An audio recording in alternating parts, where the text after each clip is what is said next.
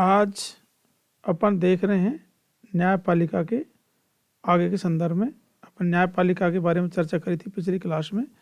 न्यायपालिका कार्य देखे थे और न्यायपालिका की स्वतंत्रता की आवश्यकता के संदर्भ में 4 पॉइंट देखे थे।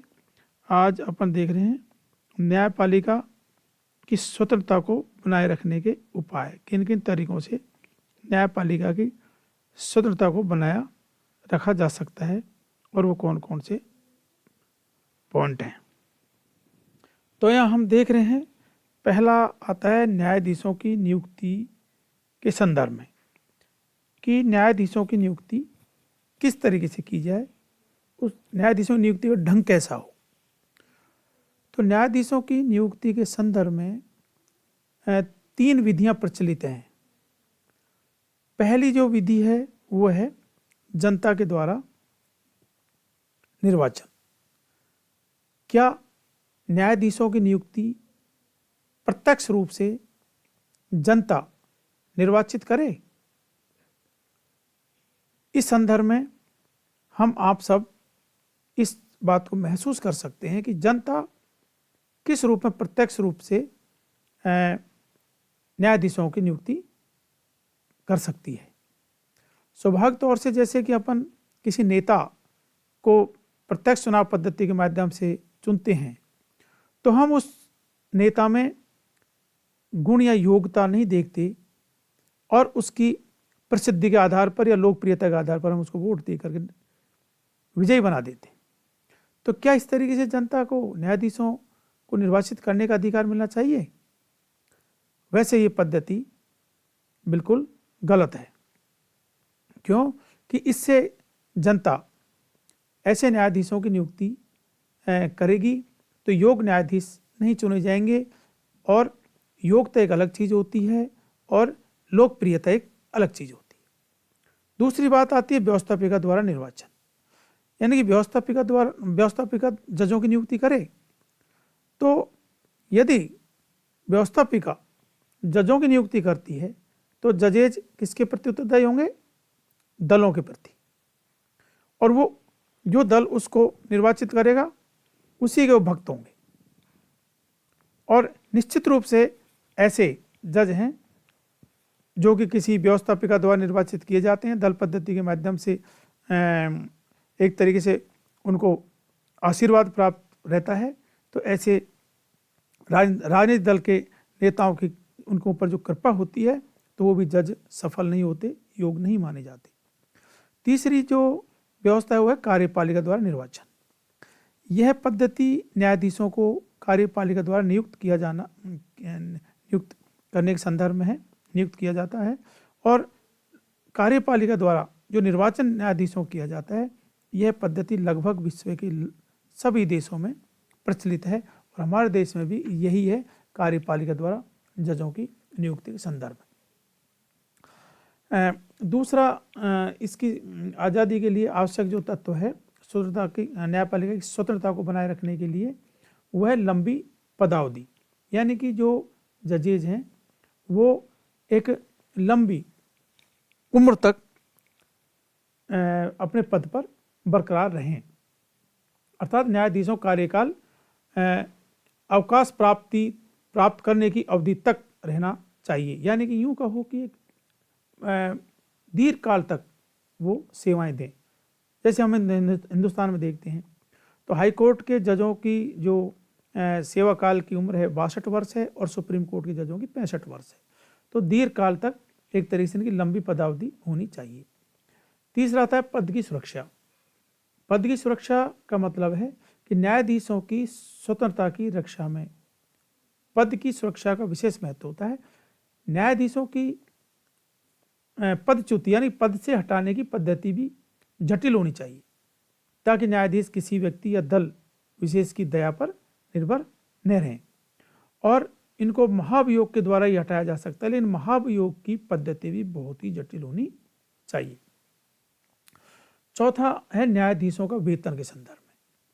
तो न्यायाधीशों को ये कहा जाता है कि इनको पर्याप्त वेतन देना चाहिए, इतना पर्याप्त वेतन देना चाहिए जिससे कि ये किसी भी तरीके से भ्रष्टाचार के तरीके न अपनाएं, भ्रष्टाचारी न बने, इसलिए इनको पर्याप्त वेतन देना चाहिए। मैं इस संदर्भ में कहूँगा कि ये बात सही है कि न्यायाधीशों को बहुत अच्छा वेतन देना चाहिए और अच्छा वेतन प्रत्येक देश में दिया भी जाता है। इसके बावजूद भी स्वाभाविक तौर से हम सब जानते हैं कि न्यायपालिका में बहुत ज़्यादा अत्यंत करप्शन है, भ्रष्टाचार है। इसकी बारीकियों पर हम जाते हैं तो हम देखते हैं कि न्यायपालिका में किस प्रकार से भ्रष्टाचार चरम सीमा तक व्याप्त है। आगे आता है न्यायाधीशों की योग्यता के संदर्भ में। तो न्यायाधीशों की योग्यता के संदर्भ में भी कहा जाता है कि न्यायपालिका की स्वतंत्रता के लिए यह आवश्यक है कि न्यायाधीशों का पद केवल ऐसे ही व्यक्तियों को प्रदान किया जाए जिसकी व्यावसायिक कुशलता और निष्पक्षता सर्वमान्य हो। ये बात बिल्कुल सही है कि न्यायाधीश योग्य होने चाहिए, लेकिन मैं हिंदुस्तान के संदर्भ में बात करूं तो भारत के संदर्भ में कि भारत में हमारे हाई कोर्ट और सुप्रीम कोर्टों की जजों की नियुक्ति किस प्रकार होती है? एक कॉलेजियम के माध्यम से होती है। आज हिंदुस्तान में लगभग ऐसे 300 घरानों के लगभग 300 घराने हैं जिनसे बारी बारी से हाई कोर्ट सुप्रीम कोर्ट के जजों की नियुक्ति की जाती है और वहाँ किसी योग्यता आधार नहीं होती, योग्यता को आधार नहीं माना जाता। सिर्फ यही माना जाता है कि किस हाई कोर्ट में किस जज की 10 वर्ष तक उसने वकीलात की है, और ऐसे अनेकों हजारों लाखों जज मिल जाएंगे, वो वकील मिल जाएंगे, लेकिन फिर भी नियुक्ति तो उन्हीं की होती है जिनकी अपनी पहले से पैठ है और वो ऊपर तक अपनी सेटिंग रखते हों। तो कॉलेजियम पद्धति भी हिंदुस्तान में बड़ी गलत है और इस आधार से हम देखते हैं कि अपने चाहते ही जज हाई कोर्ट सुप्रीम कोर्ट में आते हैं। अपन सब जानते हैं कि एक जैसे IAS की परीक्षा होती है जिससे एक भारत में एक अच्छा प्रशासनिक ऑफिसर मिलता है, एक IPS की नियुक्ति होती है, IFS की होती है। इस प्रकार से भारत में भी एक भारतीय न्यायिक सेवा की व्यवस्था होनी चाहिए, लेकिन भारत में भारतीय न्यायिक सेवा की व्यवस्था आज़ादी से लेकर आज तक नहीं की है। एक बहुत बड़ी एक विडंबना है हमारे देश के संदर्भ में। इसलिए मैंने आपको थोड़ा सा उदाहरण दिया है। छठा आता है अवकाश प्राप्ति के बाद वकालत का निषेध।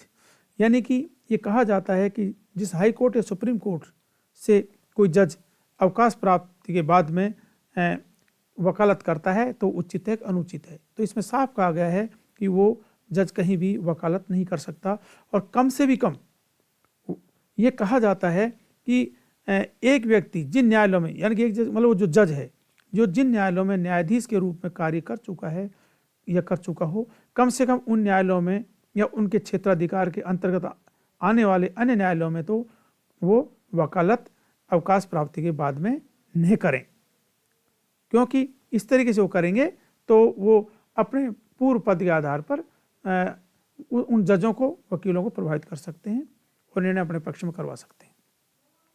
सातवां है कार्यपालिका और न्यायपालिका का पृथक्करण। यानी कि न्यायपालिका की स्वतंत्रता की या न्यायपालिका की स्वतंत्रता के लिए आवश्यक है कि कार्यपालिका और न्यायपालिका को एक दूसरे से अलग रखा जाना चाहिए, क्योंकि कार्यपालिका और न्यायपालिका यदि पृथक नहीं रहेंगी और एक साथ रहेंगी तो उचित न्याय की प्राप्ति नहीं होगी। इसलिए यह कहा जाता है कि ये स्वतंत्रता की न्यायपालिका की स्वतंत्रता को बनाए रखने के ये तरीके हैं जिनके माध्यम से एक जज अपने निर्णय अच्छे से सुना सकता है और जीवन में वो किसी प्रलोभन के चक्कर में भी नहीं आ पाएगा। इस तरीके की व्यवस्था की गई है। व्यवहारिक बात अलग होती है। इसके बाद अपन देखते हैं न्यायिक पुनरावलोकन का के संदर्भ में कि न्यायिक पुनरावलोकन क्या है, मीनिंग ऑफ जुडिशरी रिव्यू। तो जुडिशरी जो रिव्यू होती है वो क्या है? न्यायिक पुनरावलोकन का तात्पर्य है सर्वोच्च न्यायालय तथा इस कार्य के लिए संविधान द्वारा अधिकृत अन्य न्यायालयों द्वारा संविधान तथा उसकी सर्वोच्चता की रक्षा करने की व्यवस्था से यदि संघीय या राज्य विधानमंडलों द्वारा अपनी सीमाओं का अतिक्रमण किया जाता है, अपनी निश्चित सीमाओं के बाहर या मौलिक अधिकारों के विरुद्ध कानूनों का निर्माण किया जाता है, तो संघीय व्यवस्थापिका या राज्य के विधानमंडल द्वारा निर्मित ऐसे प्रत्येक विधि अथवा संघीय या राज्य प्रशासन द्वारा किए गए ऐसे प्रत्येक कार्य को सर्वोच्च न्यायालय असंवैधानिक घोषित कर सकता है। सर्वोच्च न्यायालय इस संबंध में संविधान द्वारा अधिकृत अन्य न्यायालयों की इस शक्ति को ही न्यायिक पुनरावलोकन की शक्ति कहा जाता है। न्यायिक पुनरावलोकन की धारणा के मूल में या यूं कहो कि न्यायिक पुनरावलोकन की धारणा के जो मूल प्रतिपादक हैं वो अमेरिकी सर्वोच्च न्यायालय के पूर्व मुख्य न्यायाधीश मार्शल, जिन्होंने 1803 ईस्वी में मारबरी और बनाम मेडिसन विवाद के संदर्भ में न्यायिक निर्णय या जिसको अपन कहते हैं न्यायिक पुनरावलोकन को परिभाषित किया था। न्यायिक पुनरावलोकन की व्यवस्था के अंतर्गत अमेरिका में न्यायपालिका इस बात की जांच करती है कि कानूनों का निर्माण विधि की उचित प्रक्रिया ड्यू प्रोसेस ऑफ लॉ के आधार पर हुआ है अथवा नहीं। भारत में न्यायपालिका केवल इस बात के आधार पर ही कानूनों की जांच करती है कि कानूनों का निर्माण विधि द्वारा स्थापित प्रक्रिया प्रोसीड्यूर एस्टेब्लिश्ड बाय लॉ के आधार पर हुआ है अथवा नहीं। तो न्यायिक पुनरावलोकन का मतलब यही है कि जो विधानमंडल या कार्यपालिका संविधान या नागरिकों के विरुद्ध कोई ऐसा कृत्य या कोई कार्य करते हैं तो न्यायपालिका उनको अवैध घोषित कर देती है, उन कानूनों को असंवैधानिक घोषित करार दे देती है। यही न्यायिक पुनरावलोकन है और इसका बहुत महत्व है आम नागरिकों के लिए। धन्यवाद।